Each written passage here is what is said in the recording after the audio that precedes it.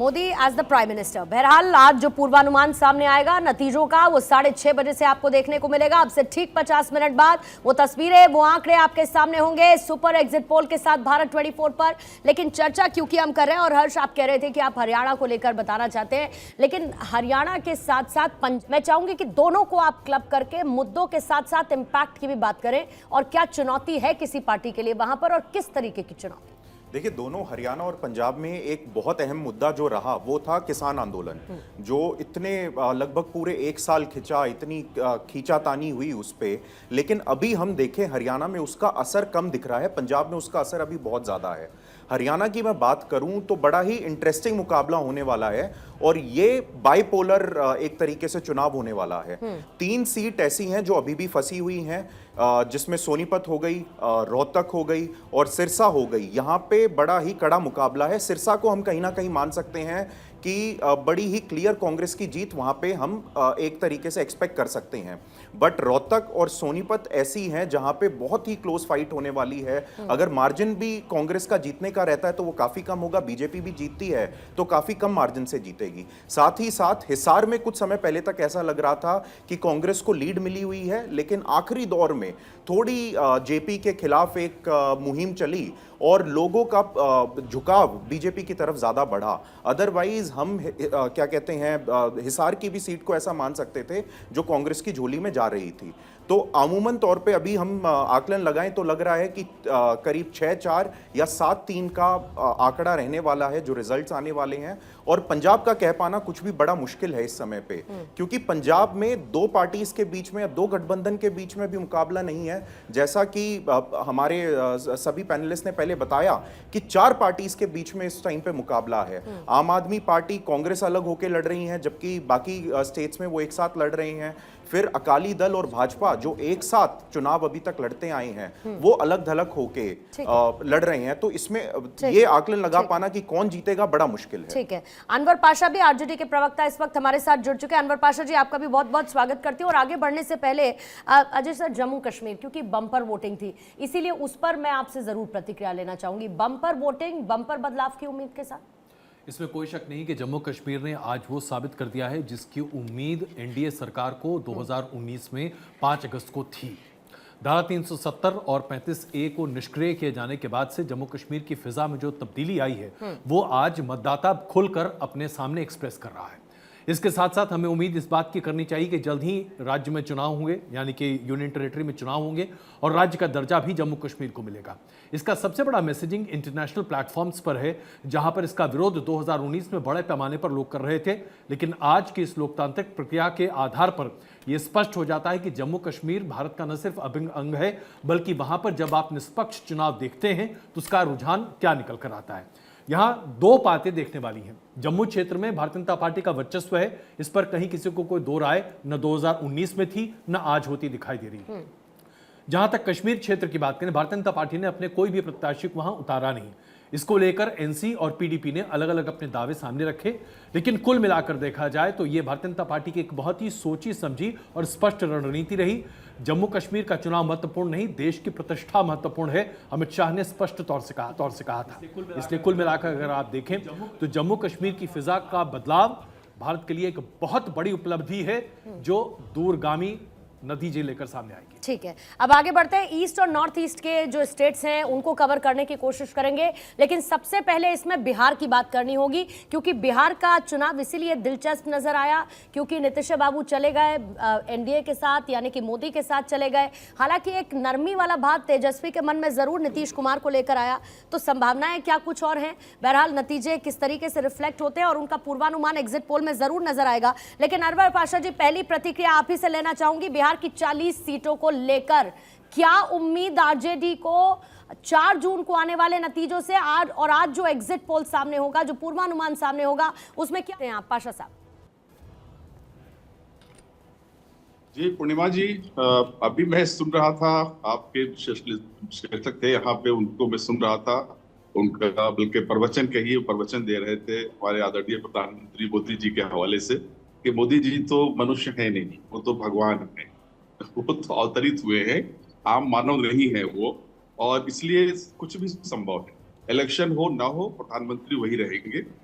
चाहे कुछ भी हो जाए, प्रधानमंत्री वही रहेंगे। उन्होंने 5-7 संभावनाएं बताई कि इतनी आएगी तो ये होगा, इतनी आएगी तो ये होगा, इतनी आएगी तो ये होगा, यानी हर हाल में मोदी जी ही रहेंगे। जब इस तरह के का अगर अरे वो अनवर प्रवचन पाशा जी, होता आप है, बताइए ना, आरजेडी क्या देख रही है? आरजेडी को क्या उम्मीद है? मुझे अपनी पार्टी की बात करिए। मैं सुन रहा था, इसलिए मैं अपनी प्रतिक्रिया दे रहा हूँ। भले ही नीतीश बाबू ने कह दिया हम इधर उधर नहीं जाएंगे, लेकिन मैं पाशा साहब से कहती हूँ इधर उधर ना जाइए, अपनी पार्टी की बात करिए। मोदी जी ने एक ऐसी अपनी बना ली है छवि कि अब तो उनके ही नेताओं के हवाले से लॉर्ड जगन्नाथ भी उनके भक्त हो गए। हाँ। और तो आपको तकलीफ है इससे? वो बायोलॉजिकल नहीं है, वो तो अब तकलीफ है आपको? पाशा साहब, let's come to the point. Pasha तो साहब, उनके लेट्स कम बारे टू में द कुछ भी पॉइंट। हो सकता है, जाहिर है कि कुछ कहना बहुत इस तरह सीधी के- सी बात है, इस बार के को चुनाव, सुनने नहीं के- प्लीज मुद्दे पर आए ना, इस बार के को सुनने चुनाव के बाद तो किसी और देखिए डिबेट ऐसा है, सेशन अगर आप मोनोलॉग करना चाहते हैं तो कृपा करके अच्छे प्लेटफॉर्म्स बहुत होंगे मोदी आपके जी पास। ही जब सब कुछ होंगे तब तो फिर डिबेट आप अगर बता मोनोलॉग करना चाहते हैं तो बहुत सारे सवाल बहुत सीधा सा है, एग्जिट पोल का आपके मतलब हिसाब क्या से रह आपका गया? इलेक्शन परफॉर्मेंस का कहाँ मतलब क्या है? रह गया? क्योंकि आपने तेजस्वी पहले यादव ही ने परिणाम- बहुत जबरदस्त, बहुत ही आपने पहले ही जबरदस्त परिणाम कैंपेन बता किया दिया। है, आ रही हूँ बहुत विवेक जी, अच्छा आपको कैंपेन किया है। बता दिया। तेजस्वी रही बात यादव की बिहार उपलब्धि क्या आपको दिख रही है? बात यह है कि बिहार में बीजेपी का और जो एनडीए है उसका सुपड़ा साफ होने जा रहा है। अजय कुमार जी, अच्छा, अगर आप बिहार का दौरा किया मैंने हो बिहार आपने, की बात कर रहा हूं, इसलिए आपसे पूछ रहा हूं। अजय तेजस्वी कुमार यादव जी, ने मैं बहुत बिहार अच्छा की कैंपेन बात किया है, करूं, लोगों में एक और नए नेता बिहार को की लेकर जनता उम्मीद है। मैंने ये देखा उम्मीद है। कितने सीटों में फलित इलेक्शन होती है आपको दिख रही है? आप अजय कुमार जी, आप स्टूडियो में बैठ करके विश्लेषण कीजिए। मैं जनता अनवर के पाशा दरमियान जी, रहा हूं, पूरे अनवर पाशा इलेक्शन में जी, बिहार में अनवर पाशा जी धरातल सुनिए, पे रहा हूं। अनवर बिहार पाशा की जी मेरी स्थिति बात है सुनिए एक सेकंड कि सर। वहां आप सुपड़ा साफ समझिए हो रहा समय की है, बाध्यता ये है बीजेपी का और जो नीति समय आपको के- मिल रहा है अपनी बात कहने के लिए, मैं जाने लिटरली के आपसे बाद रिक्वेस्ट भी करूंगी कि उसका बहुत ही- सदुपयोग करें ना, उसको सदुपयोग करें ताकि उतने ही समय में हम बाकी लोगों से भी उनकी राय जान पाए। सर, ये सिर्फ मैं आपसे दरखास्त कर सकती हूँ। तो थोड़ा सा पॉजिटिवली चलते हैं, इस पर बात करते हैं। और खुद अजय जी ने कहा यहाँ पर कि तेजस्वी यादव ने बहुत अच्छी कैंपेनिंग की है। मैंने सिर्फ सीधा सवाल ये पूछा कि आरजेडी क्या एक्सपेक्ट कर रही है 40 सीटों में? हम एक्सपेक्ट कर रहे हैं 25 से 30 25 से सीटें हम 30 एक्सपेक्ट सीट। कर रहे हैं बिहार में। हाँ, और नीतीश जी हमारे साथ थे तब ठीक। तो हम और ज्यादा ले आते, हाँ। लेकिन नीतीश जी नहीं है इस समय। जिस तरह से बौखलाहट में नीतीश जी को तोड़ करके भारतीय जनता पार्टी अपने साथ ले गई, उससे उनकी बौखलाहट का अंदाजा होता है। लेकिन वो गेम अब काम नहीं कर ठीक रहा है। है, क्योंकि हमने मुद्दों पर इलेक्शन लड़ा है, हमने रोजगार के मुद्दे पर इलेक्शन लड़ा है। पाशा जी, हमने मैं एक सवाल और आपसे पूछना चाहता हूँ, वक्त की कमी है इसलिए आपको रोक रहा हूँ, क्षमा चाहता हूँ, प्लीज सुन लीजिए ना। हम वहां सवाल ये जनता है का- कि क्या आप जो 25 से 28 सीट की बात कर रहे हैं, तो क्या आपको लगता है कि जेडीयू इस बार फेलियर होगी आपके हिसाब से, या आपको लगता है कि बीजेपी की सीटें कम हो रही हैं? 39 40 में से थी, किसकी सीटें ज्यादा कम हो रही हैं? अजय जी, जो ग्राउंड रियलिटी है बिहार की वो ये है कि नीतीश जी तो जरूर चले गए और किस परिस्थिति में गए वो सबको मालूम है, लेकिन जनता जो उनके साथ थी, जो कार्यकर्ता थी जेडीयू की, वो कार्यकर्ता अभी भी बीजेपी के साथ कंफर्टेबल नहीं महसूस कर रही थी। इलेक्शन में ये साफ जाहिर था।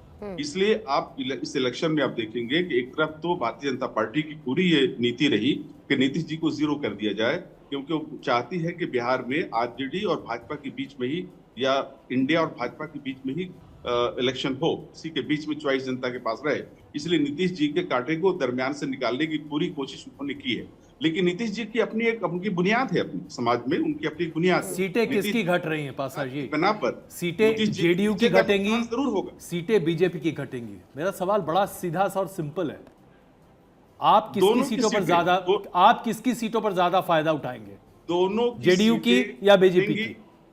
दोनों की सीटें घट रही हैं। जहां भाजपा है वहां भी उनकी सीटें घट रही है, वहां भी हमें फायदा है, और जहां नीतीश जी हैं वहां भी उनकी सीटें घट रही है, वहां भी हमें फायदा है। ठीक है, और ठीक है। इसीलिए हम 25 से 30 की बात कर रहे ठीक हैं। है, 25 से 30 की बात आप कर रहे हैं। विप्लव जी भी इस पर प्रतिक्रिया देना चाह रहे हैं। मैं आपके पास लौटूंगी सर, मुझे थोड़ा समय और दीजिएगा। लेकिन जब भारत 24 के सीईओ और एडिटर इन चीफ से ये सवाल पूछा गया कि भाई हमने यह सुना है कि नरेंद्र मोदी के शपथ ग्रहण की तैयारियां शुरू हो चुकी हैं, तो क्या उनके पास कोई ऐसी सूचना, ऐसी जानकारी है? उस पर उनका क्या कहना था, आपको वो सुनवाएंगे एक बार।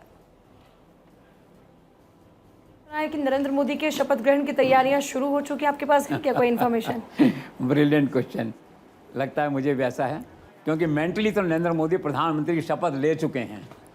उनका पीएमओ, उनका सारा दफ्तर, उनके सब इसी ढंग से काम कर रहे हैं जैसे अनवरत होता है ना, इन कंटिन्यूशन हम काम करेंगे। विदेश के लोग भी ये मानते हैं कि प्रधानमंत्री हैं, यही रहेंगे। पुतिन ने इन्विटेशन भेज दिया, आई थिंक स्वीकार भी हो गया होगा कि जाएंगे वहाँ पे G20 या जो भी कोई निमंत्रण है वहाँ पे, दैट वे जो है। मैंने सुना है कि शायद पंडितों ने 14 तारीख का मुहूर्त निकाला, लेकिन मुझे लगता नहीं, 14 बहुत दूर है। उससे पहले तो उनको उड़ीसा जाना है 10 तारीख को, और ये प्राइम मिनिस्टर जाएंगे उड़ीसा CM के शपथ में, अगर CM वहाँ बनता है तो ज्योतिष काम कर रहे हैं इस पर। मुझे लगता है, मेरा खुद का आकलन ये है कि 4 को रिजल्ट आए और रात को तो मेरे ख्याल से 7, 8, 9 तक उनकी शपथ हो जानी चाहिए, ऐसा मेरा आकलन है। एंड देन व्यक्ति परिस्थितियों का दास है, आज मेरा आकलन है ये। This is all, let's see. बाकी ये है कि वो शपथ की तैयारियां बिल्कुल निश्चित तौर पे होंगी शुरू, और मानसिक रूप से वो शपथ ले चुके हैं।